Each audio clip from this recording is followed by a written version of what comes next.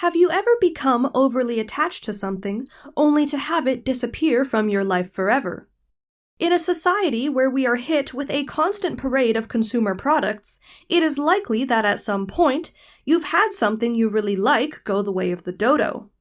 Perhaps it was your favorite snack food, or a game you used to enjoy as a kid. For me, it was the Airwick cone scent Crisp Breeze, a smell from my childhood that was rudely taken from me when it was discontinued. But for the ancient Romans, the thing that they missed the most was likely Silphium. Ladies and gentlemen, this is Historidame, and today we're learning all about Silphium, the ancient Roman miracle plant.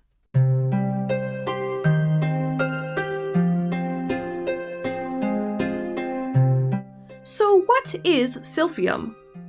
Native to the area around the ancient Greek city of Cyrene, in what is now modern-day Libya, Silphium was a plant that was prominent in Greek and Roman society, known for its many uses. Thought to be a close relative to fennel, the herb was described to have thick hollow roots covered in black bark, heart-shaped seed pods, and clusters of small yellow flowers. From being an ingredient in hundreds of recipes, a common addition to medicine, to even being an early form of birth control, Silphium was largely known to be an all-in-one miracle plant that was prominent in many Mediterranean cultures, at least until it supposedly went extinct.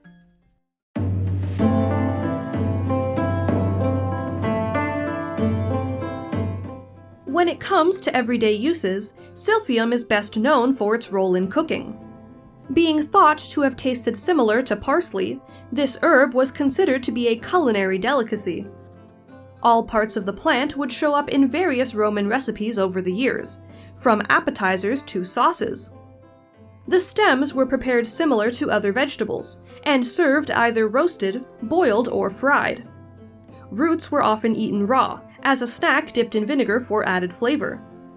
Leaves could be added to a salad or grated and used in other dishes as a seasoning, such as in one recipe for Athenian cabbage, which calls for cabbage to be sliced, mixed with coriander and rue, then sprinkled with a glaze of honey, vinegar, and Silphium.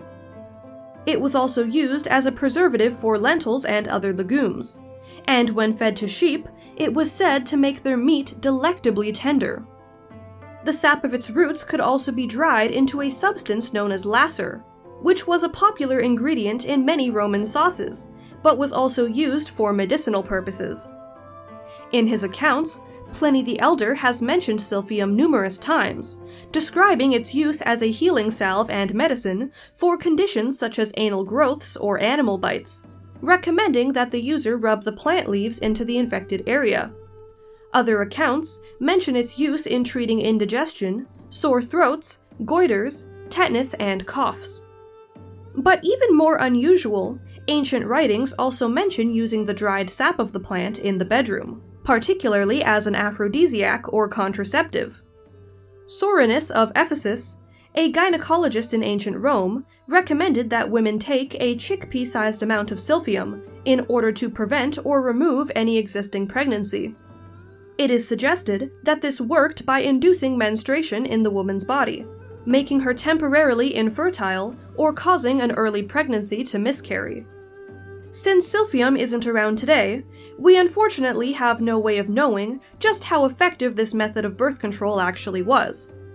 However, modern doctors recommend that certain plants within the genus Ferula, which are thought to be close relatives to Silphium, should be avoided by pregnant women, due to the risk for miscarriage. There has even been a study conducted that found these plants can cause reduced fertility in mice. So while we don't know for certain, it is possible that Silphium was at least somewhat effective as a contraceptive. It is actually due to its use in the Roman bedroom that some historians believe Silphium to be responsible for our modern heart shape, with the design of the seed pods possibly being where the association of the shape came from.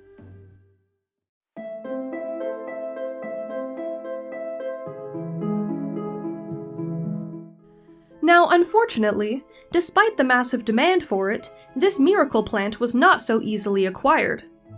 Though there were many attempts to cultivate Silphium, the herb was known to be very stubborn, with domestication resulting in plants that were sterile or simply never grew at all. Why exactly it was so difficult to cultivate is still not known for certain. One theory suggests that, similar to the huckleberry, Silphium was very sensitive to soil chemistry, which meant that once it was taken out of its natural environment, the plants wouldn't be able to reproduce. Another suggests that Silphium was actually a hybrid of two plants, which were able to reproduce asexually through their root systems, thus making any harvested seeds useless for farming. But regardless of the exact reason, all that mattered to the people of Cyrene was that their supply of Silphium was limited. Since they couldn't farm it, it would have to be harvested from the tiny area of land where it was found to grow naturally, ranging only around 201 by 40 kilometers in area. In order to ration the few wild plants that they had, the Greek government had strict rules about how much could be harvested at one time. But despite the limited supply, there was still a very high demand for the herb. This caused the value of Silphium to skyrocket, until the plant was essentially worth its weight in gold. During his reign, Julius Caesar would even reportedly store around 1,500 pounds of Silphium in the royal treasury. It became so vital to the Cyrenian economy that eventually the city would even put images of the plant on their coins. But the high value of the plant only further increased demand. It is possible that this would also spur individuals that were looking to make a quick buck to illegally smuggle Silphium for profit, only contributing to its lack of supply.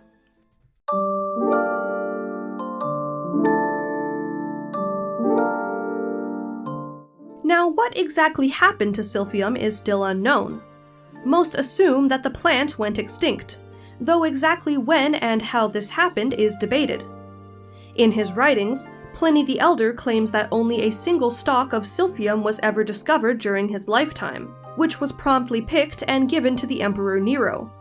There are other historical texts written later on, however, such as recipes and medical books, that still mention Silphium as an ingredient, so the timeline is foggy.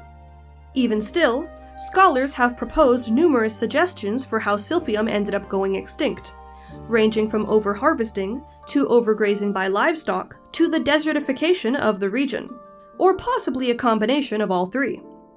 Others claim that Silphium maybe never went extinct at all, we just lost track of it. History can be confusing like that. Other plants within the same family, such as giant fennel, bear a similar resemblance to how the plant is described. It could be possible that Silphium has been under our noses this entire time, but with no ancient samples to compare it to, no one can know for sure.